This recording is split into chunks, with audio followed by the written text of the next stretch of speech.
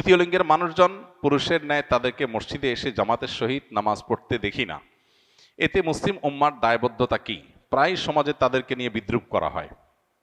প্রথম কথা হলো, আপনি যাদেরকে তৃতীয় লিঙ্গ বলছেন তারা আসলে কি তৃতীয় লিঙ্গ, নাকি সবগুলো সমকামী, অথবা তাদের অনেকে সমকামী? এটা আগে নিশ্চিত করা দরকার। কিছু মানুষ আছে যারা আসলেই আল্লাহ তাআলা তাদেরকে সৃষ্টি করেছেন এমন ভাবে যে তাদের নারী বা পুরুষ হওয়ার দিকটা পরিষ্কার না। তিনি পুরুষ হওয়ার পাশাপাশি তার মধ্যে নারীত্বের কোনো সিমটম বা আলামত আছে, অথবা তার বডির স্ট্রাকচারে নারী হওয়ার পাশাপাশি পুরুষের কিছু আলামত আছে, হতে পারে, যাদেরকে আমরা হিজড়া বলি। এই হিজড়া বা তৃতীয় লিঙ্গ, এই মানুষগুলো যদি ফিজিক্যাল টেস্টের মাধ্যমে, মেডিকেল টেস্টের মাধ্যমে তারা যদি তৃতীয় লিঙ্গ বা হিজড়া প্রমাণিত হয়, তাহলে শরিয়ার নীতিমালার আলোকে তাদের ফ্যাসিলিটিস তাদেরকে দিতে হবে। রাষ্ট্র এবং সমাজের সেখানে দায়বদ্ধতা আছে, এবং এক্ষেত্রে তাদেরকে যে কোণঠাসা করে রাখার প্রচেষ্টা, সেটা বন্ধ করতে হবে। এতে কোনো সন্দেহ নাই। একজন মানুষ, তিনি গায়ে গোত্রে পুরুষ, হয়তো নারীত্বের কোনো আলামত তার মধ্যে আছে, তাহলে পুরুষের সমস্ত ফ্যাসিলিটিস তিনি পাবেন। মসজিদে আসবেন, পুরুষের সাথে নামাজ পড়বেন, এবং ট্রিটমেন্ট করে যদি পরিপূর্ণভাবে তার নারীত্বের যে ইস্যুগুলো আছে সেগুলো রিমুভ করে তাকে স্বাভাবিক পুরুষে পরিণত করা যায়, শরীর সেটাকে অ্যালাউ করে। কিন্তু প্রশ্ন হলো, আমাদের সমাজে যাদেরকে আমরা হিজড়া বা তৃতীয় লিঙ্গে বলছি, এদের উল্লেখযোগ্য সংখ্যক মানুষ মূলত হিজড়া বা তৃতীয় লিঙ্গের ভান করেছে। মূলত তাদের মধ্যে অনেক সমকামীরা লুকিয়ে আছে, যেটা আমাদের প্রচলিত আইনে দণ্ডনীয় অপরাধ। হিজড়া সাজলে সেটা সহজ হয়। এর আগে আপনারা পত্রপত্রিকা দেখেছেন, বিভিন্নভাবে উদ্যোগ নেওয়া হয়েছে তাদেরকে চাকরি দেওয়ার জন্য। পরবর্তীতে যখন মেডিকেল টেস্ট করা হলো, দেখা গেল একটাও হিজড়া না। এরকম অনেকগুলো ঘটনা ঘটেছে এবং পত্রপত্রিকায় এসেছে। আমি সবাইকে বলছি না, অনেকে আছেন যারা হিজড়া, কিন্তু অনেককে ধরে ধরে হিজড়া বানানো হচ্ছে, অনেকে হিজড়া সাজতেছে। মেয়েদের মধ্যে ঢুকার জন্য হিজড়া সাজতেছে পুরুষ হয়ে, আবার ছেলে হয়ে মেয়েদের মধ্যে ঢুকার জন্য তিনি মহিলা হিজড়া, মহিলা টাইপের হিজড়া সাজতেছেন। তো এই জিনিসগুলো নতুন না, এই জিনিসগুলো অনেক পুরাতন। মেডিকেল টেস্টের এই সিস্টেমটা তুলে দেওয়ার জন্য সরকারের একটা অথরিটি আরেকটা অথরিটিকে চিঠি দিয়েছে এবং চেষ্টা করেছে। এটাও এদেশে ঘটেছে, দুর্ভাগ্যজনক। মেডিকেল টেস্টের মাধ্যমে তারা নিজেদেরকে হিজড়া প্রমাণ করার পর তাদের অধিকারগুলো দিতে সমস্যা কোথায়?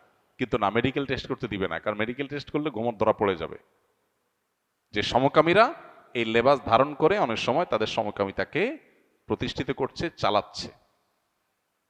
ঠিক একইভাবে যে সমস্ত মানুষগুলো সমাজে আজকে নিগৃহীত, তারা জুলুমের শিকার, তাদেরকে সমাজ কোনোভাবে অন করছে না, সেই মানুষগুলোর অধিকার আদায় করা দরকার। সেটা নিয়ে আমাদের সোচ্চার হতে হবে, কিন্তু অবশ্যই মেডিকেল টেস্টের মাধ্যমে।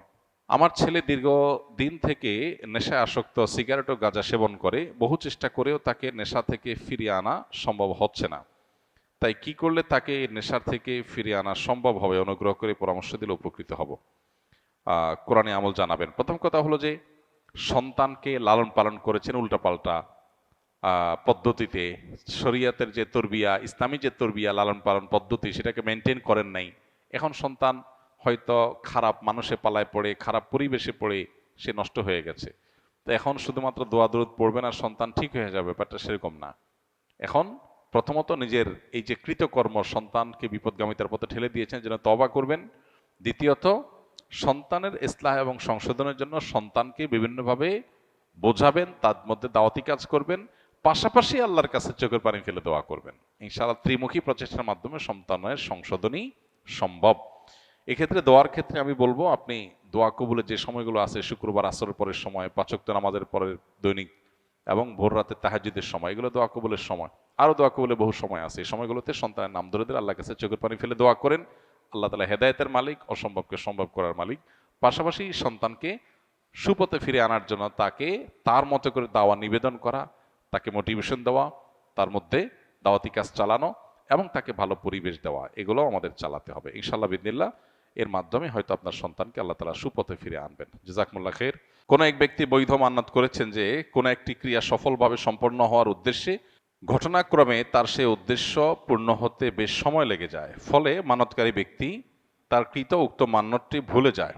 তবে তার এতটুকু মনে আছে যে আমি এই কাজটি পূর্ণ হওয়ার জন্য কোনো একটি মানত করেছিলাম, তাহলে এই পরিস্থিতিতে তার করণীয় কি?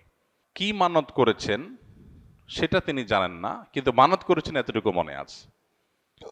তো যদি যেই চাওয়া পূরণ হওয়ার ভিত্তিতে মানত করেছেন যে আল্লাহ আমার এই জিনিসটা হলে আমি এটা করব, ওইটা যদি পূরণ হয়ে যায় তাহলে তার মানত পুরা করতে হবে।